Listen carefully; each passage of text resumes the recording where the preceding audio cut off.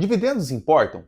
Fica comigo nesse vídeo que eu vou te mostrar a importância do dividendo para a construção do patrimônio, só que mais do que isso, também para entender se a rentabilidade e o dividendo eles se complementam ou eles são diferentes um do outro. Bom, então vou começar com essa imagem. A gente vai ter ali desde 2016, né, finalzinho de 2016, até 2024. Eu fiz esse estudo baseado até o final de 24, tá, pessoal? Porque 25 a gente não tem os dividendos finais ainda, não tem totalidade de dividendos, então ficaria meio estudo. Então, preferi fazer até 2024. Quando a gente olha aqui, a gente enxerga aqui o seguinte: a linha azul é o Ibovespa e a linha verde é o IFIX. Então, eu trouxe eles dos dois para a gente poder ter um comparativo mais amplo também. A gente pode ver que essa média de dividendo ela foi caindo nesses períodos, períodos esses em que o IFIX e o Ibovespa estavam em máxima histórica e subindo muito naqueles anos, até 2019. Então a gente pode ver aqui que automaticamente, conforme a cotação ia subindo, automaticamente o provento ia caindo. E isso vai se conectar muito bem ali na frente, na hora que eu trouxer um pouquinho mais da Selic. Então a gente vê aqui diretamente que nesse período de 2019, ali, os proventos do IFIX ficaram em 4%. Esse foi o dividendo do IFIX. Enquanto isso, dentro do Ibovespa foram 2%. Nesse momento atual, né, até o final de 24, enquanto que o IFIX ficou num provento, a gente pega ali no finalzinho, aquele bico ali no final de 24, ou seja, no momento esse que tivemos aquela correção do IFIX, do Ibovespa também, o IFIX chegou a bater um dividendo médio de 13%, enquanto que o Ibovespa bateu um dividendo ali de 7,5%.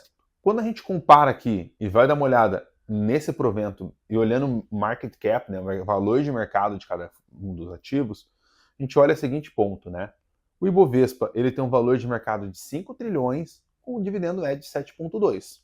Em contrapartida, o IFIX ele tem um valor de mercado de 100 bilhões e um provento médio de 10%. Os proventos anuais do Ibovespa, 360 bilhões, enquanto que os proventos anuais do IFIX, 10 bilhões.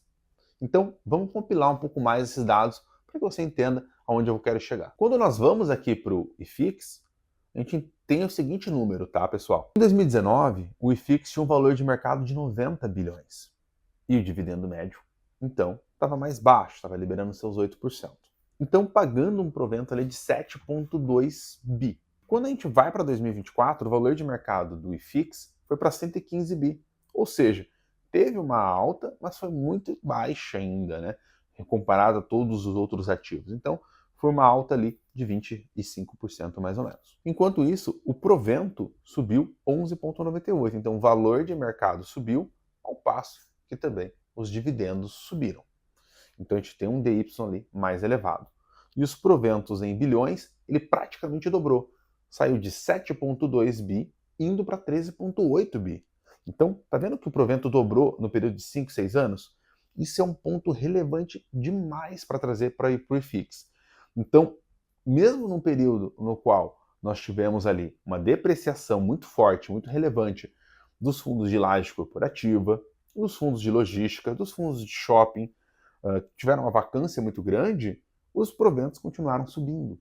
Isso por quê? Porque os aluguéis foram reajustados.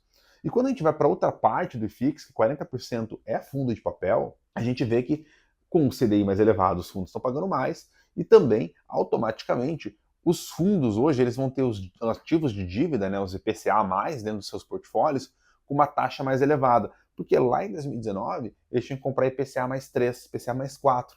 Agora não, eles têm IPCA mais 8, mais 10, mais 12. Então, isso traz muito dividendo, tem um composto muito elevado para toda a carteira. Se você está gostando desse vídeo, eu ia conversar um pouquinho mais com você, principalmente em relação ao seu planejamento patrimonial. É muito importante entender como que está essa evolução do seu patrimônio e, ao mesmo tempo, entender se você está no caminho certo. Eu vou deixar o meu telefone aqui embaixo para que você entre em contato comigo para a gente poder conversar um pouquinho mais sobre essa evolução patrimonial. Eu quero te ajudar nesse processo e, principalmente, fazer com que lá na frente a sua renda passiva seja mais elevada, com mais segurança.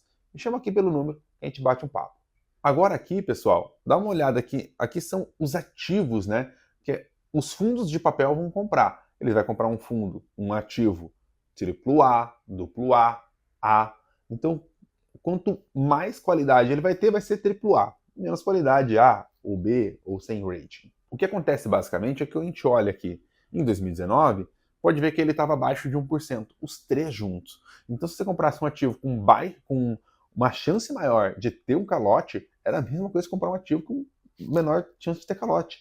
Por quê? O juros estava vindo tão para baixo, estava ali em 4%, fazer com que tudo ficasse no mesmo patamar, tudo no mesmo pote. Então, esse momento de mercado que a gente vê, além de 2020, aquela esticada para cima, que foi na pandemia, e depois a abertura dos juros. A gente vê ali que os ativos AA e o A, hoje eles estão com uma abertura muito grande em relação ao AAA.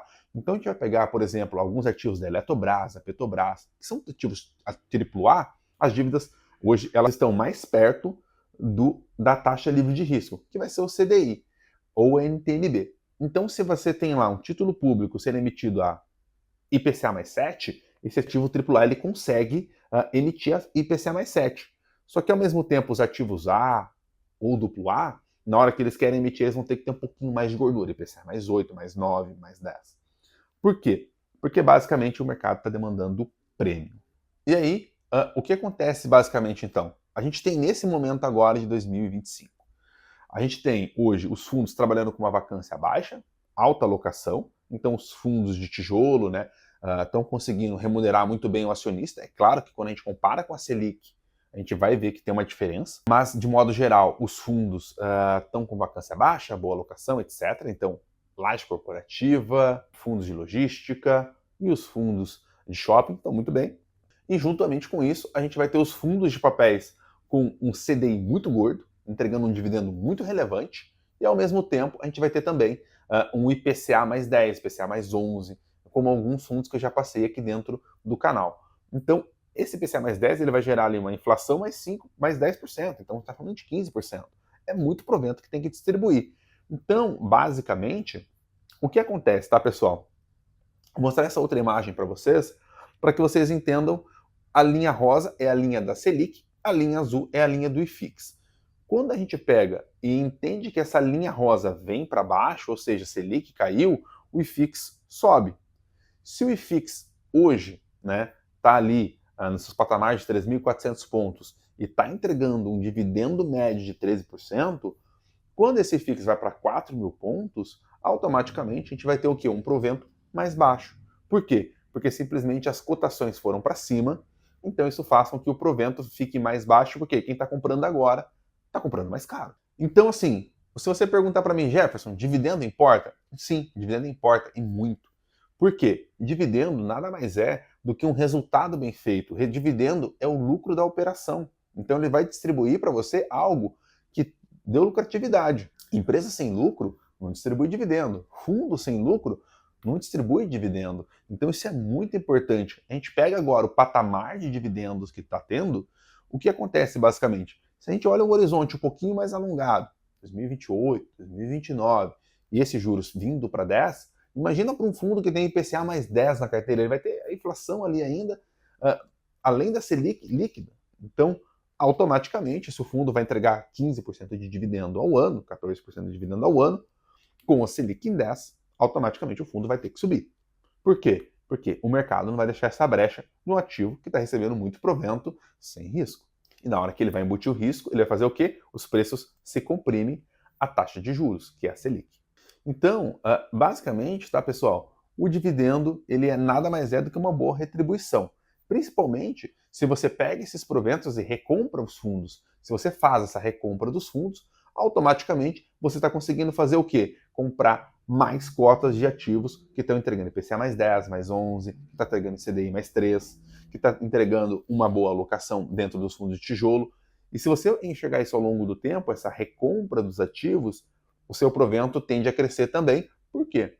Basicamente, você foi comprando muito mais cotas. Você tinha 100 cotas, agora você tem 150 cotas. Você tinha 10 mil cotas, agora você tem 15 mil cotas. Então, isso faz com que você tenha um provento mais elevado e uma bola de neve crescendo ali dentro do portfólio. Bom, pessoal, tentei deixar de maneira mais resumida essa questão de dividendos importa. Dá para fazer um vídeo muito longo em relação a isso, mas eu quis deixar de maneira mais sucinta para que você compreenda e veja rápido essa importância dos proventos. Espero que você tenha gostado do vídeo. Se você gostou, se inscreva no canal, ative o sininho E também deixe seu comentário ali embaixo o que você acha dessa questão dos dividendos. E deixa mais sugestão de vídeos também para que a gente possa fazer.